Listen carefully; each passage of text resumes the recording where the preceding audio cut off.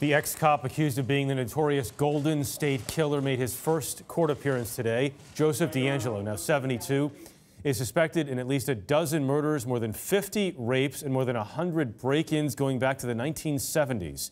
John Blackstone has more. Handcuffed to a wheelchair, Joseph DeAngelo was arraigned on charges for 2 murders in 1978. He was barely audible answering the judge.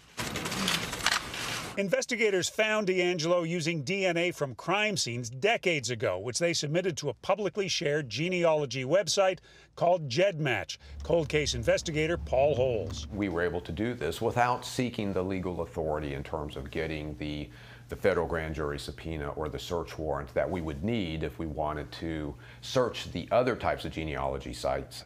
GEDmatch users submit DNA profiles they buy from sites like Ancestry.com and 23andMe. They plug their data for free into GEDmatch, searching for distant relatives. Within days, investigators found distant cousins of the suspected Golden State Killer. We literally went back to the great-great-great-grandfather with individuals that were born in the early part of the 1800s.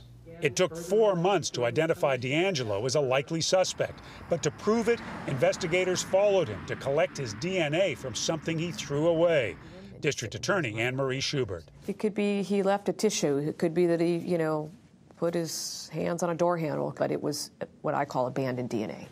That abandoned DNA solved a 44-year-old mystery in 4 months, but also raises concerns about the privacy of DNA collection. Isn't it almost certain that a defense attorney is going to call this an illegal search? We would expect that. We anticipate it. We're fully prepared to deal with that through the court process.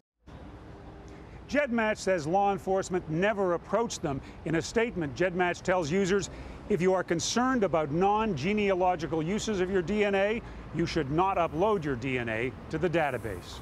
Jeff? Remarkable investigation, John Blackstone. Thank you.